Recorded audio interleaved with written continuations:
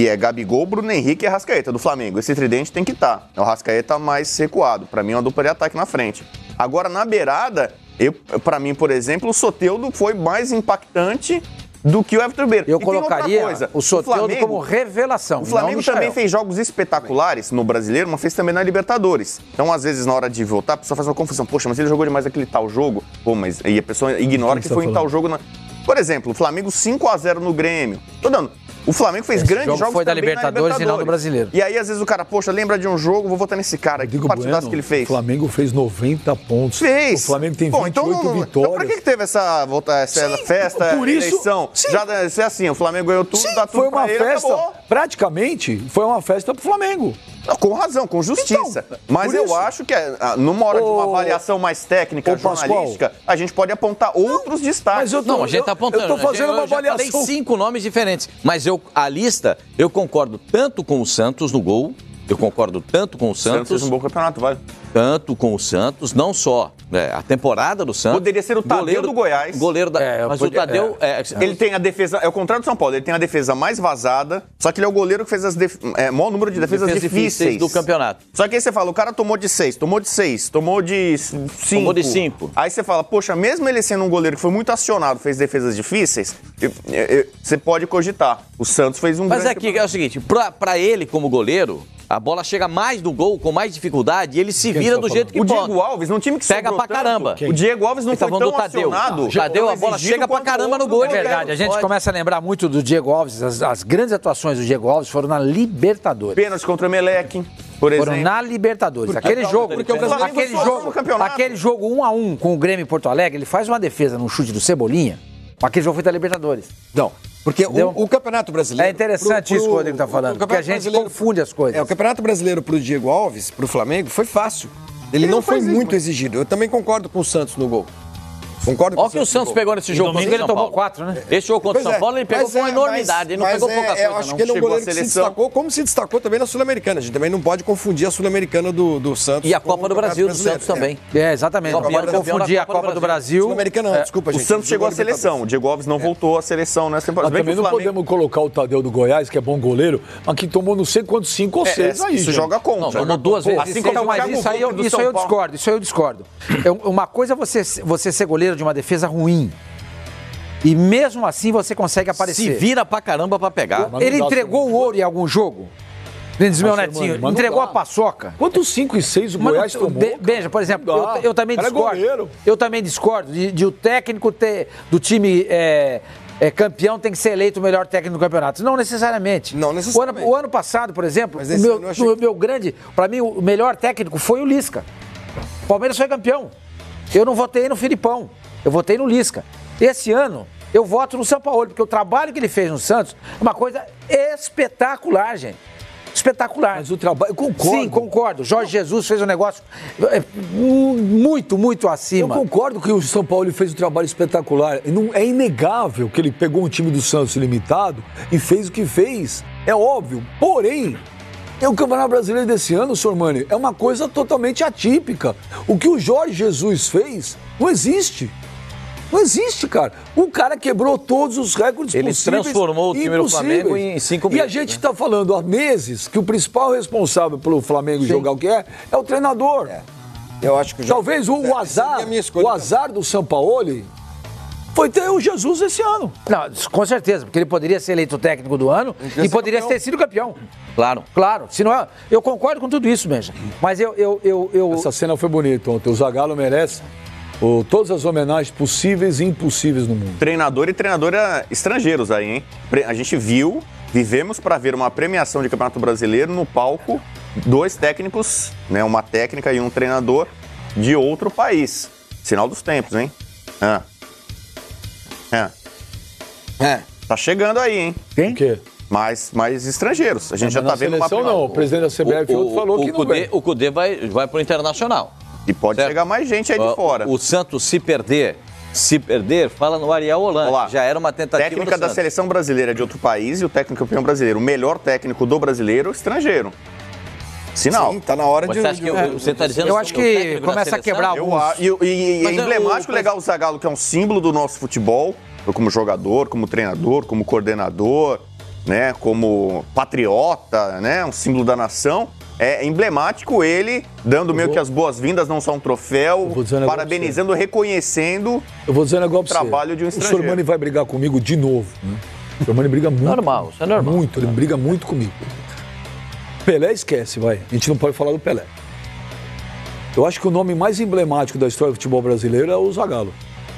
Tirando o Pelé. Não, Pelé não dá. Pelé você não pode colocar na mesma frase. Mas emblemático como um historicamente no futebol, como jogador, campeão como jogador. Eu acho que o Zagallo é um dos caras mais importantes, sem dúvida. Tá bom, talvez então o mais emblemático por importante. Eu aplaudo o Zagallo de pé todas as vezes que eu puder. Emblemático ele é mesmo, porque ele é um emblema do futebol brasileiro. Então eu troco por um cara mais importante da história do futebol brasileiro. Capaz. Porque o Pelé a gente não pode colocar. Bicampeão como jogador. 2 Copas do Mundo como jogador. Bicampeão.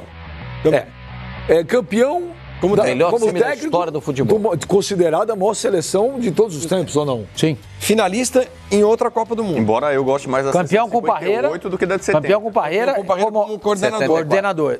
Vice-campeão em 98. 94. Eu acho que ele... 94 assim, campeão, vice. Pelé colocado em 74. Campeão, em 94 ele foi campeão com Parreira. Em 98 ele foi vice-campeão como técnico. O Zagallo é impressionante. É impressionante. A importância dele no futebol brasileiro é enorme, cara. E não é por pouco tempo. Se a gente está contando essa história de 1958 até vice-campeão brasileiro, vice-campeão mundial, 98. Eu gosto mais da seleção de 58 E quando é que ele foi campeão com o Parreira? Foi o Zagallo assiste a 40 anos.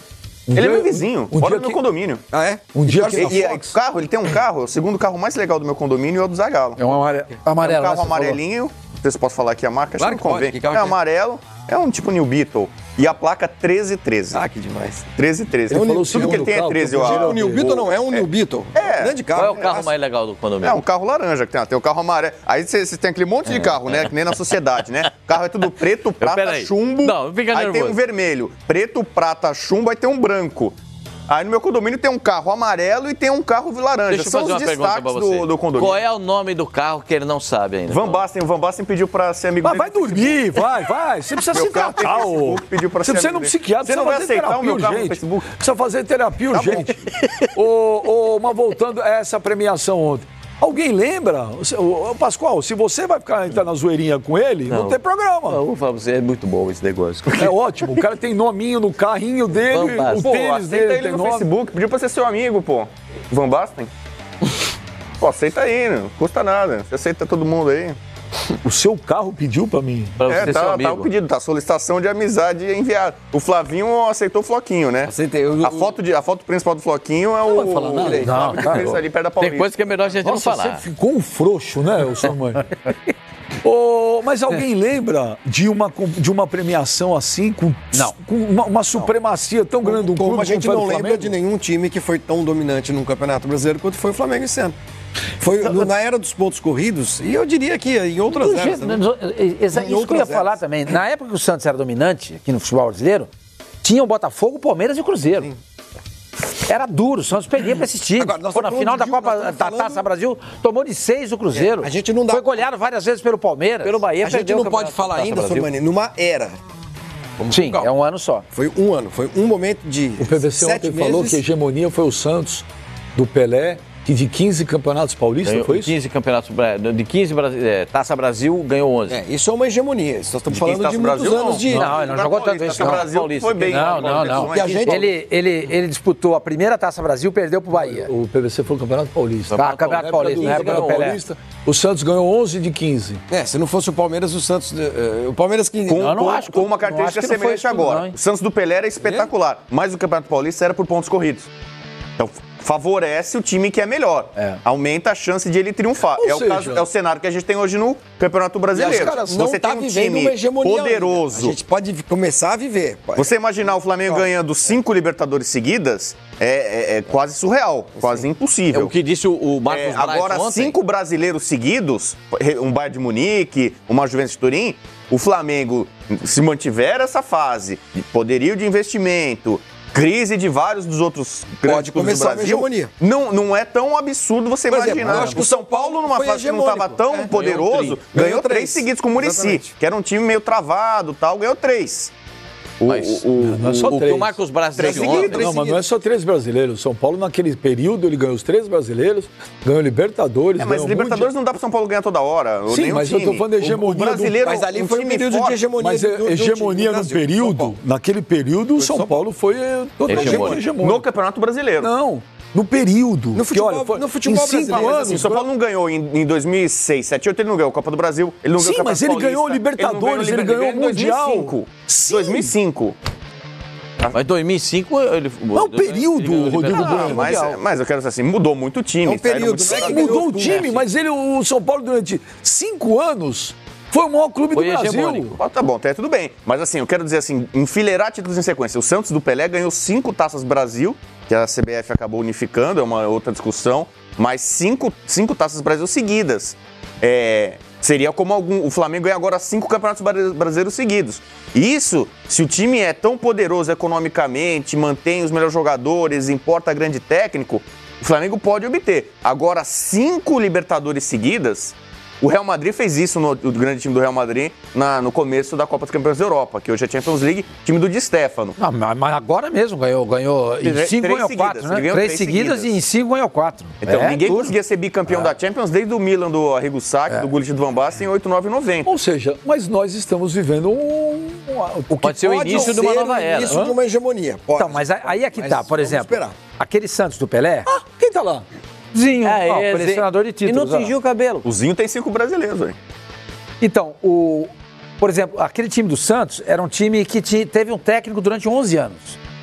Que foi o Lula, Luiz Alonso Pérez. Seria muito legal se o Jorge Jesus ficasse aqui. Porque se ele sai, quem assume não é a mesma coisa. Sempre tem uma coisa aqui, uma coisa ali, acaba mudando. Sai um jogador, que nem o Gabriel... o Flavinho falou isso aí uma vez. A prioridade do Flamengo é muito mais segurar o Jorge Jesus do que o Gabriel. E eu concordo com você. Embora o Gabriel seja um jogador muito acima da média, mas quem monta o time é o Jorge Jesus. É ele que monta o time. Ele é o responsável por essa conquista, por essa campanha. O Gabriel O Gabriel é uma peça. Como é que é? Uma peça da engrenagem. Como é que é? Um onzeavos. Um onzeavos do time. Não, eu não diria que ele é um onzeavos. Ele é mais do que isso. É um de 11, né? Mas é um de 11. Ele é um de 11. Agora, o treinador é o que faz o contexto todo. Quem monta esse Flamengo é o Jorge Jesus. Aí alguém pode dizer, mas espera um pouquinho, por que você escolheu o São Paulo então de melhor técnico? Porque eu acho que o trabalho do São Paulo, com as peças que ele teve, foi excelente. Excelente. Mas isso não significa que o trabalho de Jorge Jesus, na minha avaliação, foi ruim. Longe disso. Acho que o trabalho dele foi fenomenal, extraordinário. Mas eu acho que isso aí pode conspirar um pouco aí contra o Flamengo, porque provavelmente o Jorge Jesus vai voltar para Portugal. E aí, como é que fica? A gente não sabe. Então, esse é um negócio que você falou que é verdade. Por isso que hoje em dia é mais difícil ter a hegemonia de um clube. Na época que o Santos ganhou do Pelé, não tirando o mérito, mas ninguém saía dos times. Ninguém saía. Era praticamente... Quantos caras saíam? Quem saiu do... Nem o Rei saiu. O legal... O Rei queria levar alguns com ele. Quis levar o Dias, quis levar o Rivelino. Naquela época, o legal era jogar aqui. Mas você vê, por exemplo, o Botafogo do Garrincha não conseguiu ter uma hegemonia no Rio de Janeiro como o Santos teve em São Paulo. Eu acredito muito isso por conta do sistema de disputa. Em São Paulo tinha ponto corrido. O que eu estou discutindo é esse negócio de jogador. Hoje, cara, a gente tá aqui, o Jorge Jesus ficou 5 meses, 6 meses, nós estamos discutindo se ele fica ou não fica, que é o treinador. A permanência dele. O Gabigol é o artilheiro. Mas nesse caso aí, não sabe se fica ou não fica. Mas nesse caso é muito mais por opção dele, essa dúvida que nós temos, por uma questão dele, do que de planejamento do Flamengo. Se depender do Flamengo, ele fica. Mas eu tô falando porque hoje a realidade... Sim. Não é o cara vai embora. Flamengo, é de o cara vai embora. A realidade hoje é essa, cara. Antigamente o cara não saía. O São Paulo chegou aqui, fez um trabalho espetacular no Santos e vai embora, talvez. Igual o Jorge Jesus. Pode ser que nem faça o próximo Campeonato Brasileiro, porque o contrato dele termina no 31 de maio, comecinho de junho, não me...